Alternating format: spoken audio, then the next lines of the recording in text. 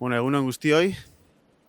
Gaur nahi dugu iragarri astelehenetik aurrera hasiko dugula erronda bat herri honetako sindikatu guztiekin eta baita eragile enpresarial nagusiekin eta mundu ekonomikoko hainbat personalidade eta agenteekin.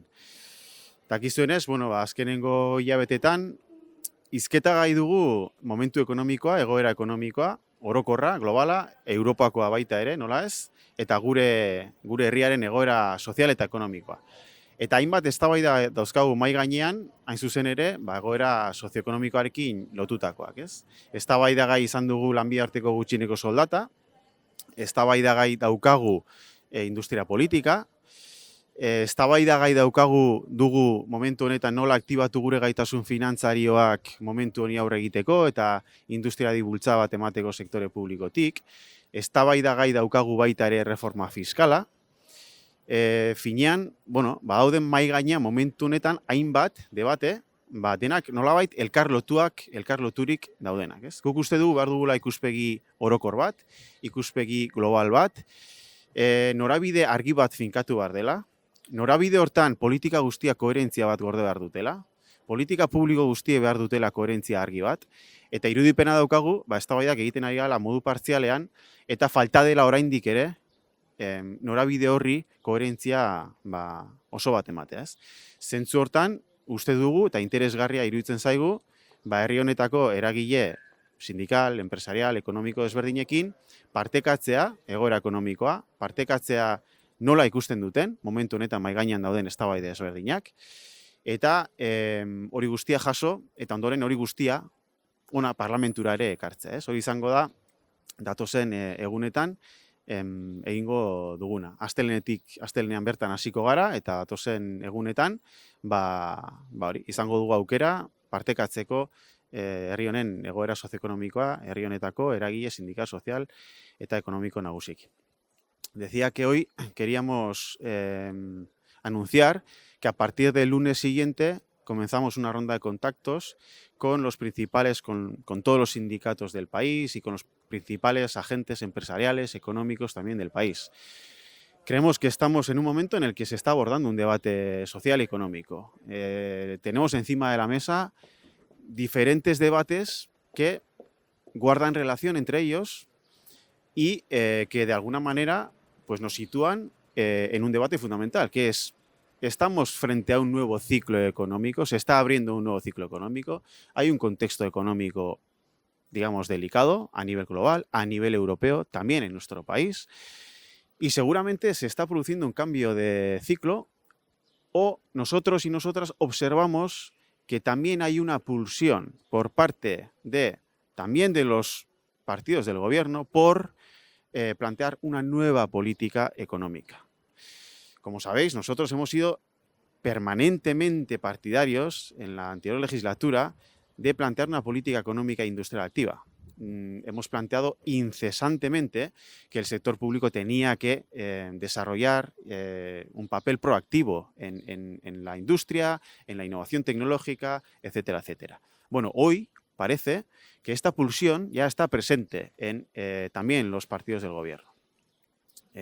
Se ve, por ejemplo, en el planteamiento que se hace para activar nuestras capacidades financieras y, de esa manera, para que el gobierno, la administración, tenga un papel proactivo en la reindustrialización del país. Estamos abordando diferentes debates que, entre ellos, guardan cierta relación. Estamos hablando del salario mínimo interprofesional, estamos hablando de la política industrial, estamos hablando de la fiscalidad. Desde nuestro punto de vista, es importante guardar una coherencia en todos esos debates, y tenemos la sensación de que estamos haciendo esos debates de forma bastante parcial. Que sí, que existe esa pulsión, que existe la conciencia de que ya estamos abordando un nuevo ciclo económico y que eso exige otra política económica, pero aún seguramente estamos lastrados por inercias del pasado. Desde nuestro punto de vista hay que hacer un análisis mucho más coherente, mucho más integral, y abordar todos estos debates que tenemos encima de la mesa de forma muchísimo más integral.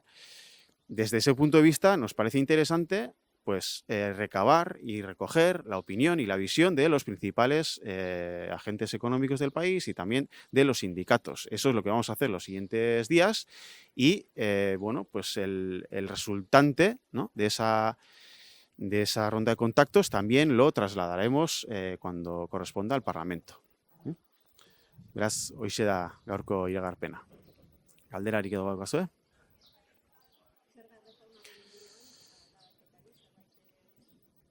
Bueno, zerga erreformari dagokionez, esan nahi duguna da, aste honetan esan dugun hori bera.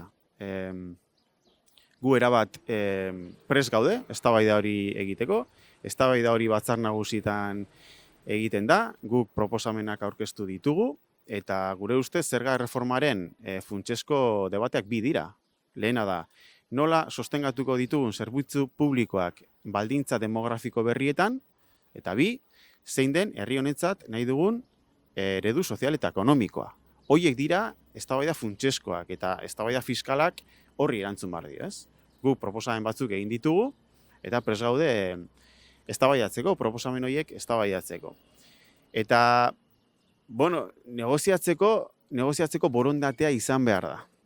Negoziatzea ez da nik daukat proposamen bat munduko hoberena eta zuk onartu behar duzu nire proposamena eta punto. Hori ez da negoziazio bat, ez?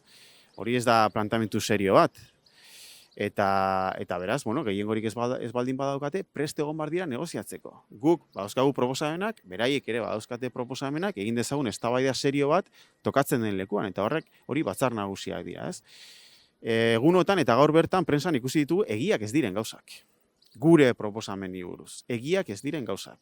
Beraz, eskatzen duguna da rigorea, seriotasuna eta kultura demokratikoa. Kultura demokratikoa da, ez baldin bagazu gehiengorik prest egon behar dela negoziatzeko. Eta ez dela serioa, ez dela onargarria, eta ez dela inondik inora nik uste dut hontan denok egon gaitezkela ados. Ez badukazu gehiengorik, ezin dezakezuna esan da, nire proposamena da, azken proposamena munduko hoberena da, eta zuri tokatzen zaizun gauza bakarra da, edo zuk egin dezakezun gauza bakarra da, nire proposamena onartu eta punto, ez? Eta hori egiten ez baduzu, hariko zara herri honen interesen kontra egiten. Hori ez da kultura demokratiko minimo bat, ez? Beraz, bueno, lasaitasuna, serenitate pixka bat, rigorea eztabaidan, eta egin dezagun eztabaida hori hurrengo asteetan.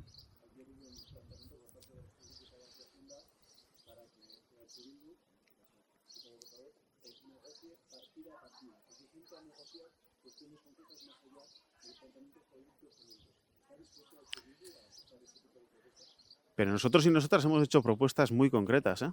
Hemos hecho una enmienda a la totalidad que tiene un significado político, que es, desde nuestro punto de vista, esto no puede ser un ajuste fiscal. Que lo que tenemos que abordar es el debate en torno a una reforma fiscal. Pero después hemos hecho enmiendas parciales muy concretas. Muy concretas. Entonces, bien, eso es lo que hay que negociar. Pero para eso hace falta voluntad. Es que no se produce una negociación si una de las partes entra a la negociación diciendo que la negociación consiste en que tú aceptes mi propuesta que ya ha sido rechazada por ejemplo, por parte de Podemos, ¿no? Entonces, bueno, pues eso es lo que les pedimos, un poco de cultura democrática y no sé, un poco de racionalidad, porque esto es que no me parece un planteamiento razonable.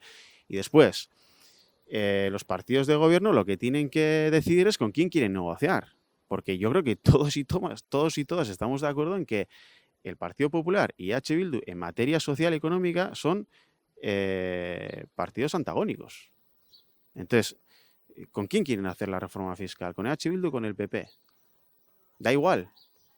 Su propuesta es perfectamente válida para ambos, ¿no? Pues es que este no es un planteamiento que se sostenga, ¿no? Entonces, que decidan con quién quieren negociar, que estén dispuestos a una negociación real y efectivamente, vayamos partida por partida, vayamos propuesta a propuesta. Nosotros y nosotras, bueno, hemos hecho un planteamiento, yo creo que consistente, coherente, se puede discrepar y faltaría más. En eso consiste esto precisamente, ¿no? Y el marco son las Juntas Generales. Hagamos ese debate y no hagamos este debate en los medios de comunicación y menos diciendo cosas que no son verdad.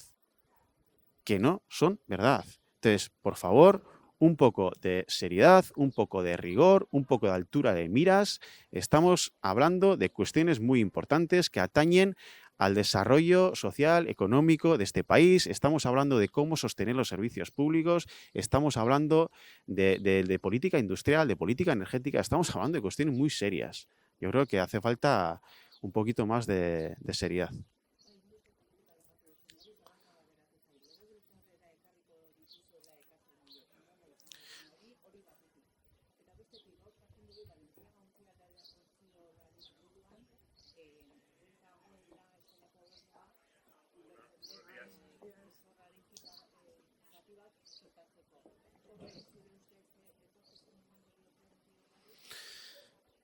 Bueno, ikusiko dugu erronda bukatzen dugunean nola ekarriko dugun, bildu dugun hori guzti hori parlamentura, ez? Momentuz egingo dugu erronda hori astelehenetik hasita eta nik uste dut bueno, importantea izango dela jasotzea baita ere sindikatuen ikuspegia politika industrialari dagokionez, planteatu den mai hortan, euskal industria defendatzeko mai hortan nik uste dut falta dela begirada sindikala. Sindikatuek ere egite dutela politika industriala zelan bait, eta izan behar dira eragi aktibo bat industria politikaren garapenean.